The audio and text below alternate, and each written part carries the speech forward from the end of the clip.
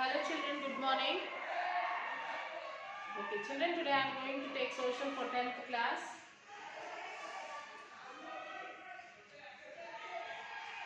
Lesson 17.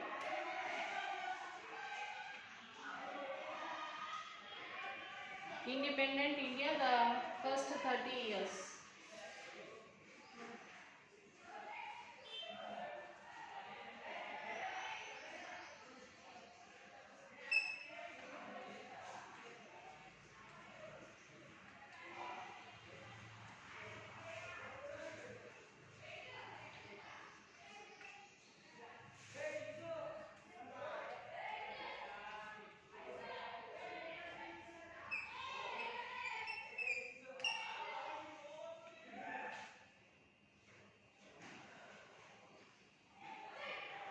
Ending 47 to 77.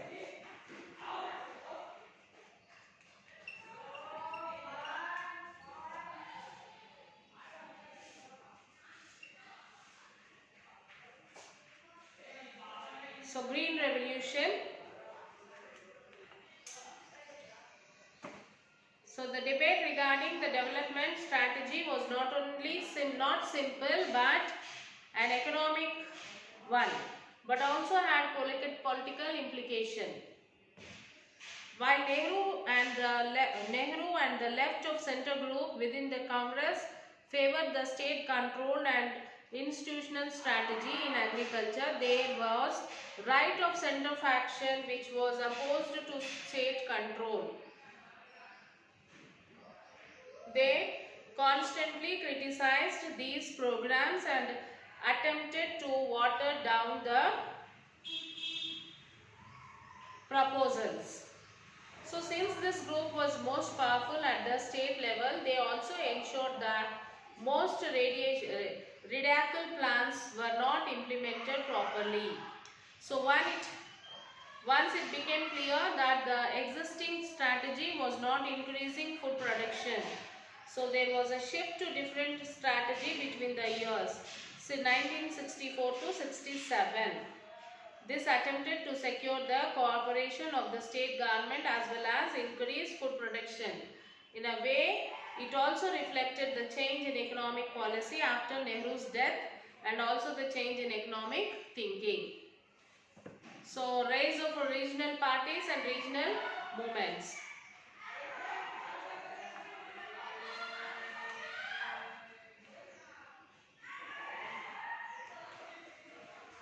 So the 1967 election was landmark election in the history of India. It showed that elections had come to be taken very seriously and had a life of their own. By this time there were gainers and losers from the economic development process, and this changed the pattern of political competition. So it was not surprising that the Congress party suffered its worst defeat. Still then it was returned with the lowest majority. It had since independence 284 seats. It was divided in assembly like Bihar, UP, Uttar Pradesh, Punjab, West Bengal, Orissa, Madras and Kerala. This was the first big transition in India. The party which had ruled continually for nearly 30 years was now being challenged. The defeated party did not try to cling to power but allowed visitors to form the government. So this showed that democracy had taken roots in India and the country was moving towards a competitive multi-party system. So the prominent losses for the Congress include Tamil Nadu and Kerala. In Tamil Nadu, the DMK won the huge margin .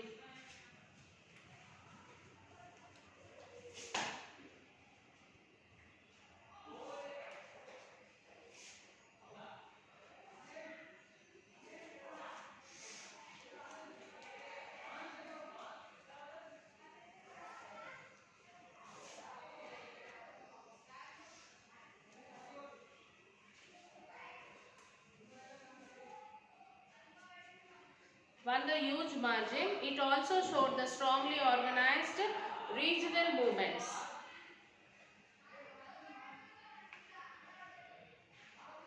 So the Congress also, The DMK had strong links with the film industry and was able to galvanize fans organization of the popular hero MG Ramachandran, popularly called as MGR, across the state. So the Congress also lost in the neighboring state Kerala, as also in West Bengal and Odisha. These defeats and challenges also weakened the Congress internally.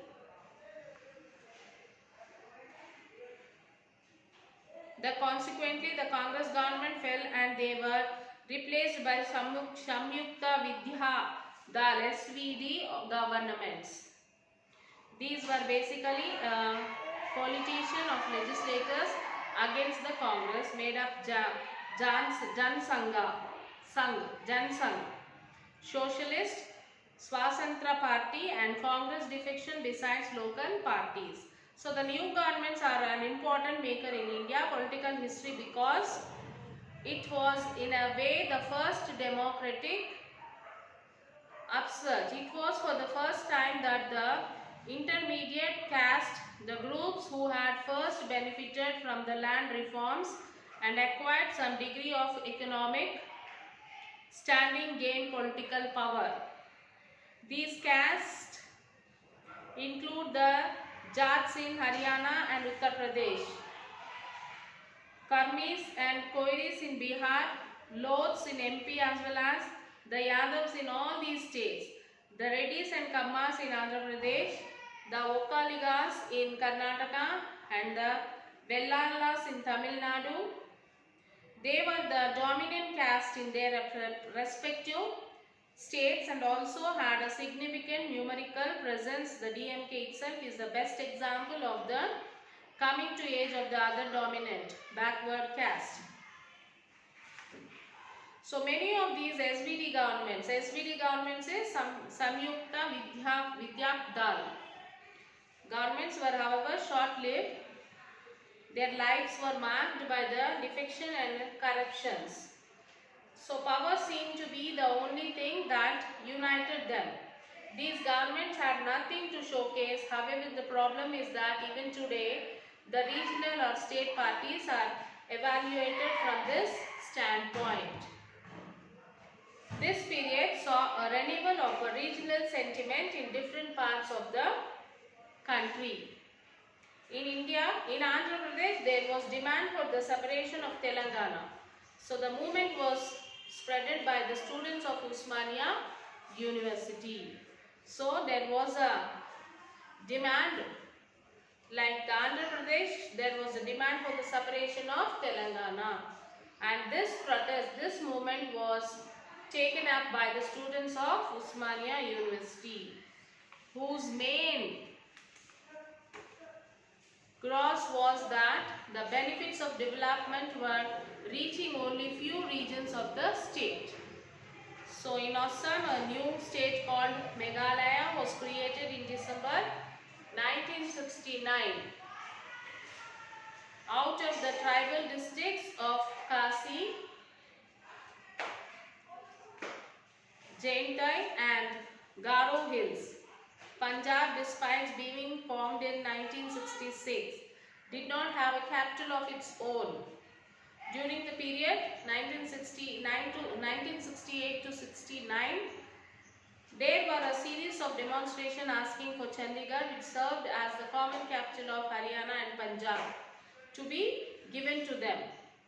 In Maharashtra, there was a curious demand of Bombay for Maharashtrians only. This was led by the Shiva Sena. The main target of this party was the South Indian, who the party believed were concerning all the employment in the city. And Jammu and Kashmir, you can read out this, children. And then Indira Gandhi took up the challenge both from within the party as well as those outside by taking a sharp left turn post the 1967 elections. She attempted to create a new social base of her own and for her party by identifying with the poor and downtrodden. This move was a double-edged weapon. Old promises of social land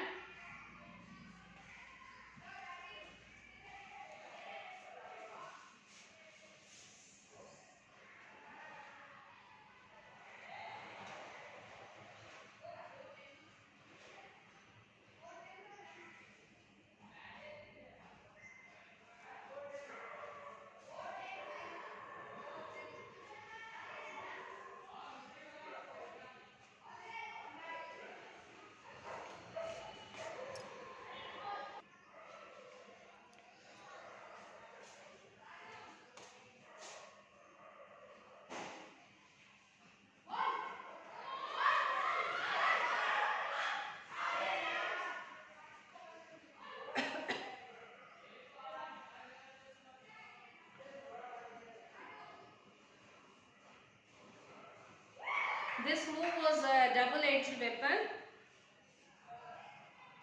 Old promises of social and economic development were yet to be fulfilled, and this was seen to be the major reason for the defeat of Congress party.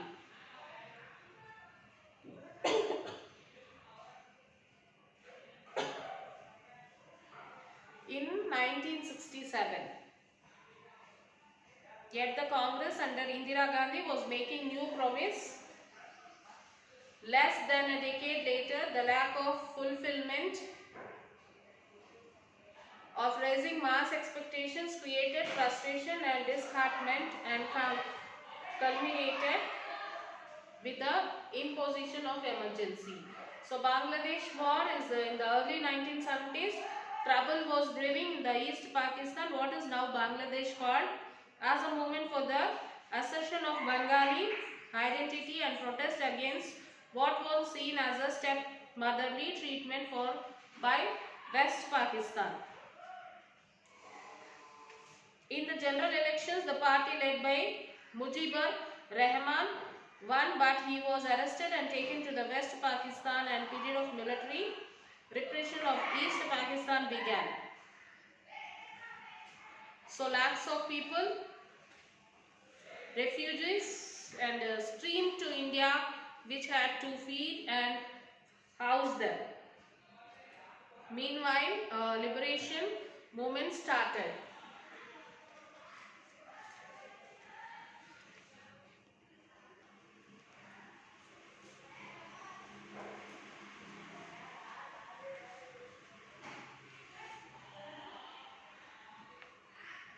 In Bangladesh, and India was asked to assist in it. So in 1971, a war broke out between India and Pakistan, and India decisively intervened to ensure the liberation of Bangladesh and its establishment as an independent country. India was able to do this not only because it had built up its military strength, but also because it skillfully used its non-aligned position between the two superpowers to ensure that they did not intervene in the war. So the left turned. Indira Gandhi charted a new path for the Congress and herself by introducing new policies and programs. This policy also helped her get control over the party organization.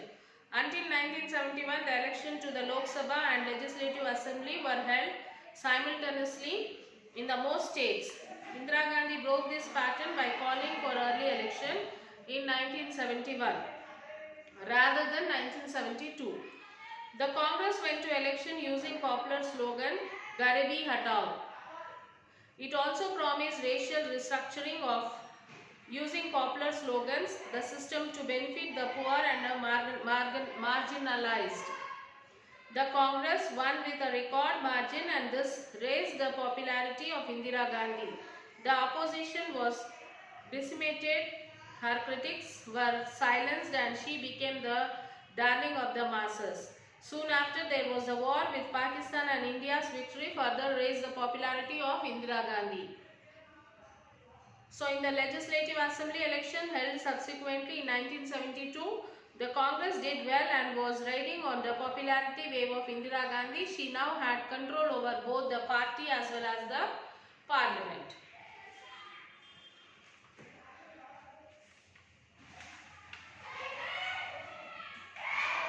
Among the important legislations that were passed during this period, apparently to achieve the goal of social economic transformation, were the nationalization of many private banks and abolishing of princely pensions. Both these legislations were challenged in the courts, and this is in a way made the court appear as if it was coming in the way of the political goals. The judiciary, however, had other ideas regarding the policies and programs. The Supreme Court was afraid that the Constitution was being amended rapidly in the name of achieving social and economic change, and this was unbalancing the existing relations between different institutional structure. In 1973, the court came up with the landmark decision on the basic structure of the constitutions, which put a check on the government power to amend the constitution. Events beyond her control put Indira Gandhi in the spot and made it difficult for her to fulfill all the promises. So her term coincided with a rather grave social and economic condition. The 1973 Arab-Israel was raised the oil prices to all of essential items. Scarcity of food and unemployment began to have an effect. There was a great general unhappiness among large sections of the population. This gave the opposition a chance to get its act together. So they began to tap into the discount, ran a series of campaigns in different parts of the country against the Congress and especially against Indira Gandhi. This was the JP movement and it was very prominent in Bihar and Gujarat. Emergency, the government reacted harshly by coming up with a series of laws which violated civil rights in the name of maintaining order.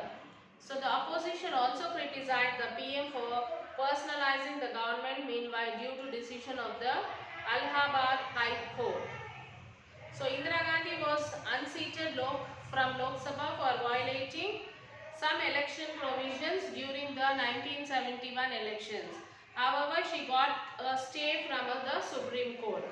So after a few days later, with the JP movement gaining more strength, the government imposed emergency and justified it as necessary to preserve order, save democracy, protect the social and economic transformation and preserve national integrity.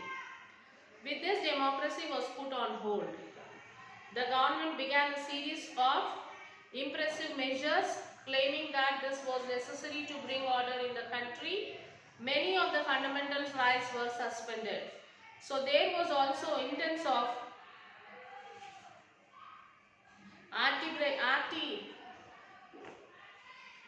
arbitrary detention, torture and other violence of civil liberties. While people welcomed control over price rise and the campaign against black marketing and bonded labor, many programs undertaken by the emergency government such as demolition of slums and forced sterilization in the name of population control and became very unpopular.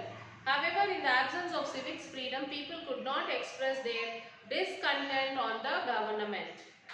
So therefore could not take corrective measures. So the major highlight of this period was the 42nd Constitutional Amendment, which brought about a series of change. It had the following aims. Like first one is excluding the courts from election dispute, strengthening the central government, then providing maximum protection from the judicial, then providing maximum challenges to social and economic transformation legislation, and making the judiciary subservient to the parliament, while the supposed aim of the amendment was to protect social and economic development from judiciary, strengthen national unity and so on. So in reality, it actually weakened the democratic fabric of this country. Summing up, though the first 30 years ended with the emergency, if a balance sheet were to be drawn, there would be more credits than debits. The most important achievement of this period was the establishment of stable democracy, the gradual emergence of the competitive multi-party system, with parties representing diverse interests was a real achievement if one were to compare India with other countries. So that got independence around the same time. India, unlike other countries, not only had regular, free and fair election but also had genuine change of governments and leaders as well. So the Indian Constitution not only guaranteed civil rights but also had an institutional architectural in places to ensure its protection. So India also set up an impressive institutional framework with independent institutions like the Judiciary, Election Commission, Controller and Auditor General and so on. Bureaucratic neutrality was also an important achievement. The establishment of civilian control over the armed force was another significant achievement. In comparison to our neighbor Pakistan, India stands for head in the institution of democracy. So India has been extremely successful in holding together and maintaining its unity and integrity. India was seen as a fit case for breakup, given in extreme diversities, and the fact that it has not done so is a valuable lesson for many other countries. So in terms of economic goals, the setting up of planning commission and the aim of balanced regional development is noteworthy. There was a genuine concern for the social and economical deprived sections of society. So from a state of dependency for food, India gradually became self-sufficient in food production. So it laid down the foundation for an aviable industrial base. However, balanced regional development did not take place and some regions developed better than others. Similarly, employment opportunities also did not increase as much as they should have increased. One of the greatest weakness was undoubtedly the low priority given to primary education and public health. This was going to haunt India for a long time to come. Other countries like China and Korea, which also began a new innings around the same time, did much better on these two counts as compared to India. While the more obnoxious effect of the caste system like untouchability were removed. So there still remained a large amount of discrimination. Gender discrimination is continuing. And now you have the improve your learning skills. Like you have all the question answers, children. Write all the question answers and locate the following map. Locate the following on the map of India: Maharashtra, Gujarat, Bihar, Uttar Pradesh, Jammu Kashmir, Nagaland, Punjab and Meghalaya. I will show you where you have to locate these, children.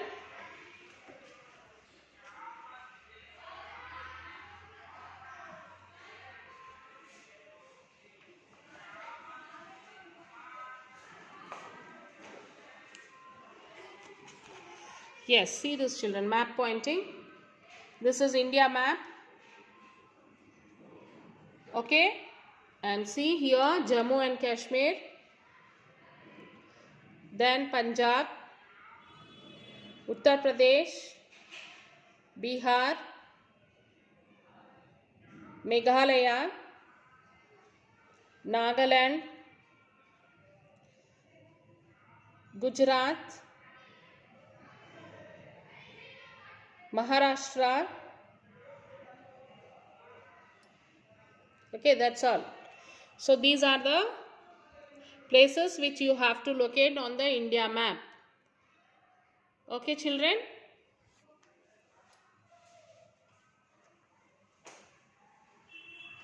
Write all the question answers, children, and locate the places in the India map.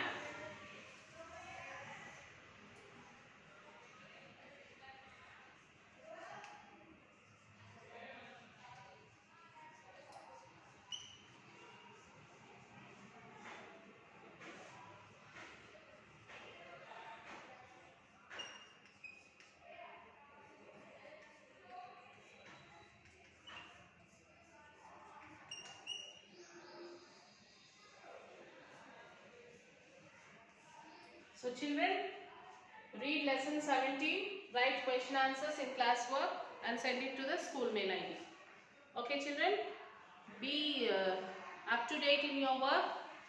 Don't delay, write as early as possible and send it. Okay children, till then take care children, we'll meet you in the next class. Bye children.